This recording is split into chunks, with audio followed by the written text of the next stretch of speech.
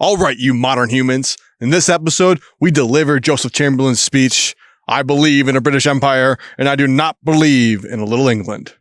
For brevity, also known as the Birmingham Speech. This is Speaking Through the Ages, where we bring back the dead in an attempt to bring out the values, beliefs, and internal struggles of those humans that came before. We give context to and deliver historical speeches that motivated people to kill, riot, make salt, and sign papers. I'm Joseph Delisle, your novice history fan.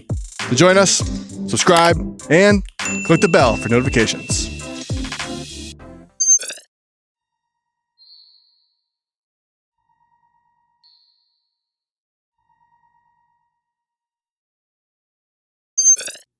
On Friday, May 15th, 1903, Chamberlain made his first public appearance after his return from South Africa. Speaking to the event's chief organizer, he said, quote, "You can burn your leaflets. We are going to talk about something else," unquote. Feeling slighted by how the Conservative cabinet changed their position on his tariff reform legislation, Joseph Chamberlain launched a campaign against free trade with this speech. Having just publicly declared that it was not yet time for imperial preference and tariffs, the cabinet and the Prime Minister Balfour were stunned by Chamberlain's impromptu speech. Leopold Amory, a conservative politician of the time, described the Birmingham speech as, quote, "a challenge to free trade as direct and provocative as the thesis with Luther nailed to the church door at Wittenberg." To many of the younger generation, passionately imperialist by conviction, beginning to be intellectually skeptical about free trade, the speech was a sudden crystallization of all of their ideals in an imperious call to action, unquote.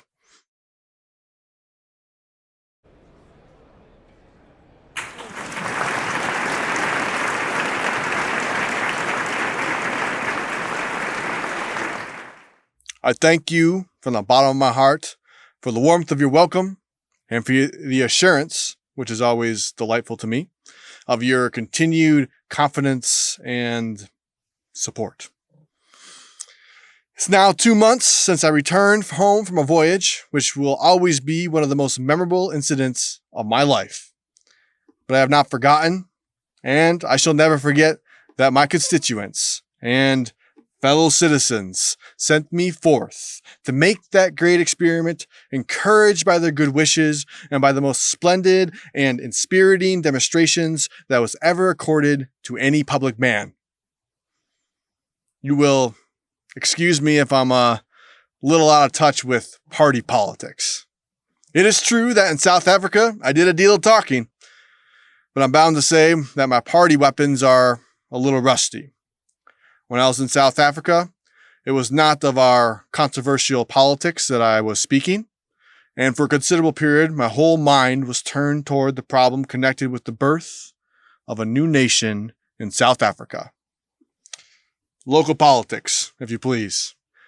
And above all, to the question of how it was possible to reconcile the two strong races who were bound together to live together there as neighbors, and who, I hope, will live together as friends.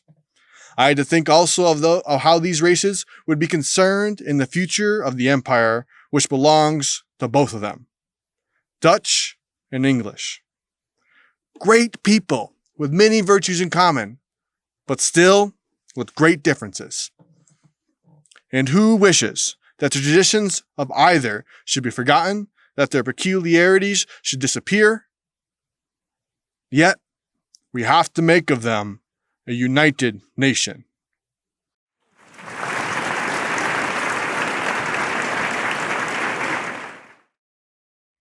You will understand that in the absorbing preoccupation of these thoughts, in a work which strained every nerve and which filled every waking moment, I had no time to keep myself abreast of purely party politics in this country. I am still under the glamour of this new experience. My ideas, even now, run more on the questions which are connected with the future of the empire.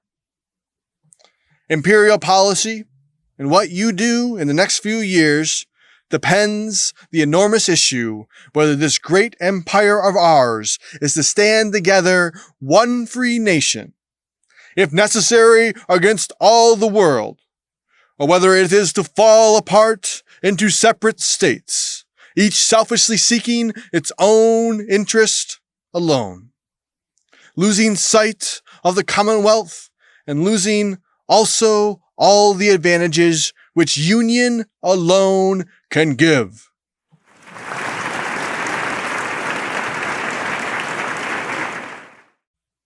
What I do want, in order to face the future, not only without regret, but with absolute relief and rejoicing, is to know that the party which would take our place has frankly abandoned that disastrous policy of home rule, which would begin by the disruption of the United Kingdom and which would end in the disruption of the empire.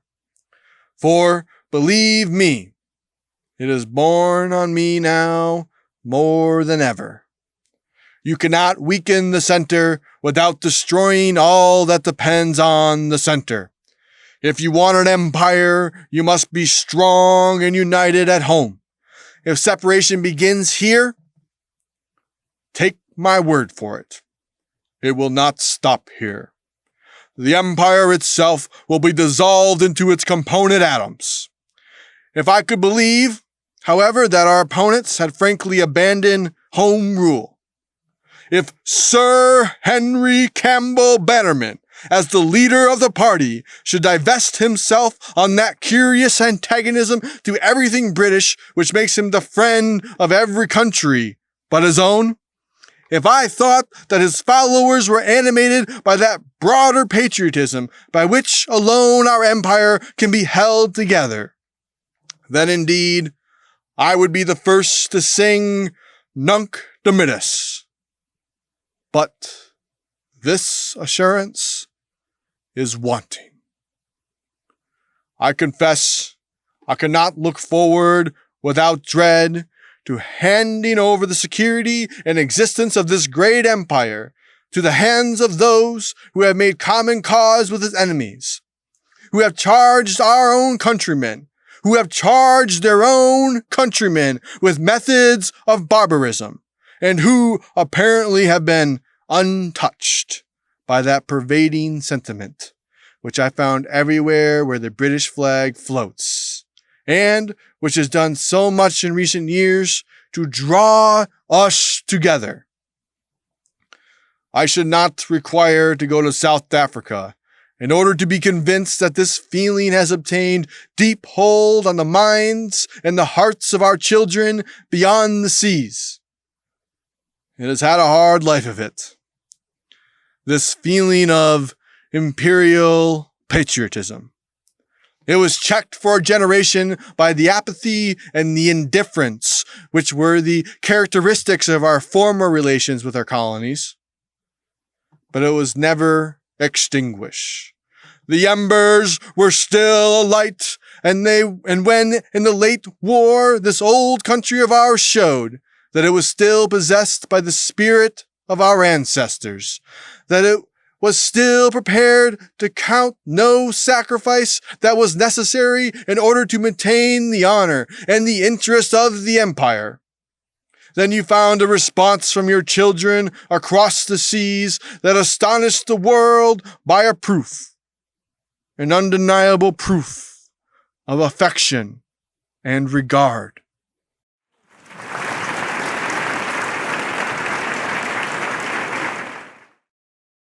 I have said that was a new chapter, the beginning of a new era. Is it to end there? Are we to sink back into the old policy of selfish isolation, which went very far to dry out and even to sap the loyalty of our colonial brethren? I do not think so. I think these larger issues touch the people of this country, and I think they have awakened to the enormous importance of a creative time like the present, and of taking advantage of the opportunities offered in order to make permanent what has begun so well. Remember, we are a kingdom, an old country. We proceed here on settled lines. We have our quarrels and our disputes, and we pass legislation which may be good or bad, but we know that, whatever changes there may be, at all events the mainstream will ultimately reach its appointed destination. That is the results of centuries of constitutional progress and freedom. But the empire is not old. The empire is new. The empire is in its infancy. Now is the time when we can mold that empire, and when we and those who live with us can decide its future destinies. Just let us consider what that empire is. I'm not going to talk tonight to speak of those hundreds of millions of our Indian and native fellow subjects for whom we have become responsible. I consider for the moment only our relation to that white British population that constitutes the majority in the great self-governing colonies of the empire. Here in the United Kingdom, there are some 40 millions of us. Outside, there are 10 millions of men, either directly descended from the ancestors who left this country, or more probably men who themselves, in their youth, left this country in order to find their fortunes in our possessions abroad. How long do you suppose that this proportion of the population is going to endure? The development of those colonies has been delayed by many reasons, partly, as I think, by our inaction, partly by the provincial spirit which attaches undue importance to the local incidents and legislations of each separate state and gives insufficient regard to the interests of the whole, but mainly, probably by a more material reason, by the fact that the United States of America has offered a greater attraction to British emigration.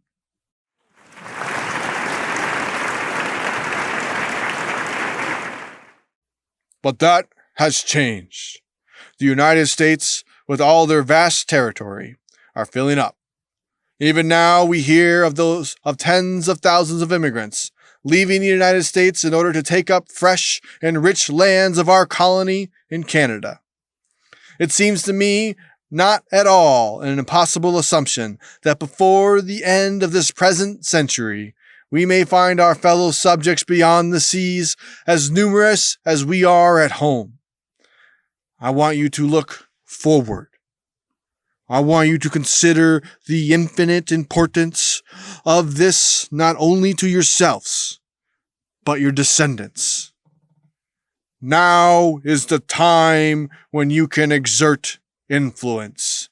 Do you wish, if these 10 millions become 40 millions, they shall still be closely, intimately, affectionately united to you? Or do you contemplate the possibility of their being separate, going off each in his own direction, under a separate flag? Think what it means to your power and influence as a country. Think what it means to your position among the nations of the world. Think what it means to your trade and your commerce. I put that last. Now, what is the meaning of an empire? What does it mean to us? We've had a little experience. We've had a war in which the majority of our children abroad had no apparent direct interest. We had no hold over them of any kind, and yet, at one time, during this war, by the voluntary decisions of these people, at least 50,000 colonial soldiers were standing shoulder to shoulder with British troops, displaying a gallantry equal to their own and the keenest intelligence. It is something for a beginning.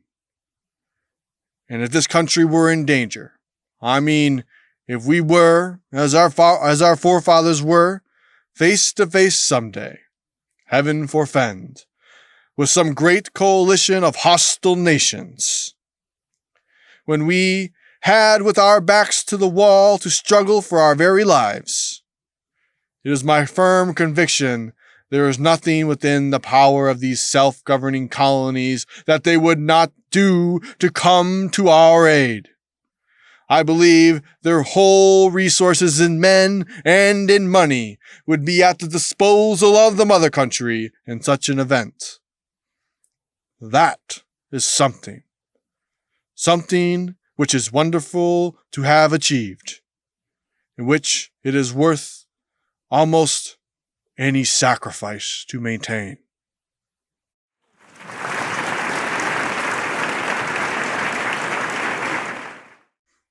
Suppose you and I are agreed that the British Empire is one and indivisible.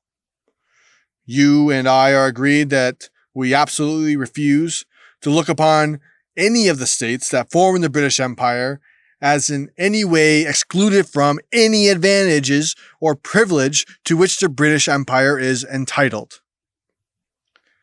But unfortunately, Germany thinks otherwise. There is a German Empire. The German Empire is divided into states. Bavaria, and let us say Hanover, Saxony, and Württemberg. They may deal between themselves in any way they please. As a matter of fact, they may have entire free trade among themselves. We do not consider them separate entities.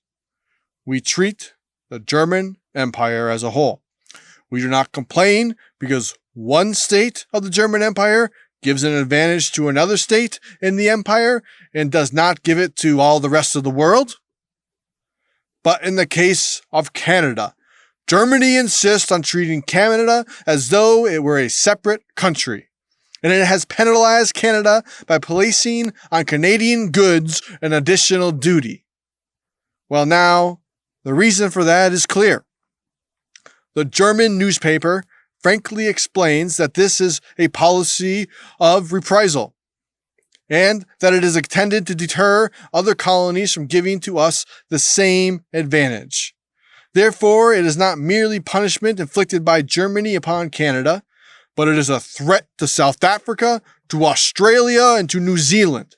And this policy of dictation and interference is justified by the belief that we are so wedded to our fiscal system that we cannot defend our colonies, and that any one of them which attempts to establish any kind of special relations with us does so at its own risk and must be left to bear the brunt of foreign hostilities.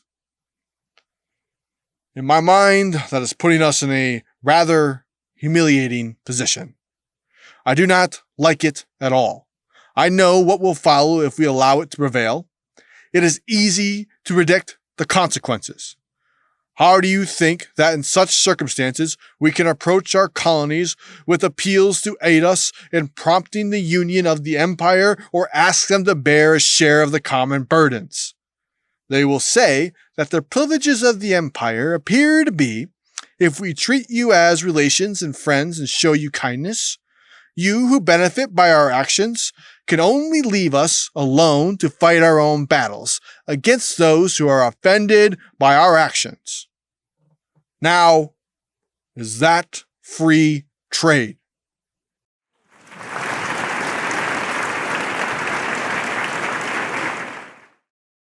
I believe in a British Empire, in an empire which, though it should be its first duty to cultivate friendship with all the nations of the world, should yet, even if alone, be self-sustaining and self-sufficient, able to maintain itself against the competition of all its rivals.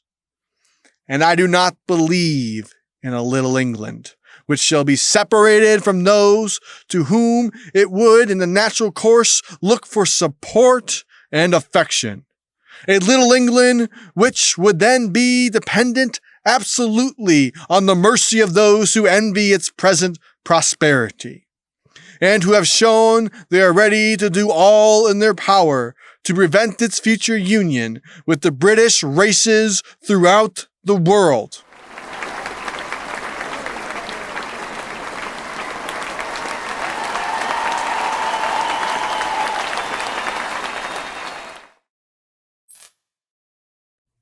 We hope you enjoyed this historical moment.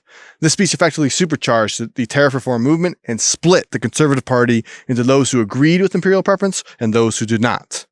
This would effectively lead to the Liberal Party's domination for nearly 2 decades, led by Asquith and Lloyd George. Chamberlain was an audacious character worthy of remembering. Some call him arrogant and ruthless and much hated. Yet, he was a proficient grassroots organizer and gifted orator, and a municipal reformer. He would do what he thought was right, even if that meant ending his party's power. His son Arthur Neville would become Prime Minister in 1937, and his lasting legacy is etched into the culture among the students of the University of Birmingham. He was one of the main founders and largely responsible for its royal charter in 1900. In 1906, Chamberlain would suffer a stroke. He would continue to serve in politics until 1914, when he decided not to run for re-election. Then 6 days before his 78th birthday party in July, he would suffer a heart attack and pass away. Thank you for joining. Be sure to subscribe and click the bell for notifications. See you next time, where the dead teach.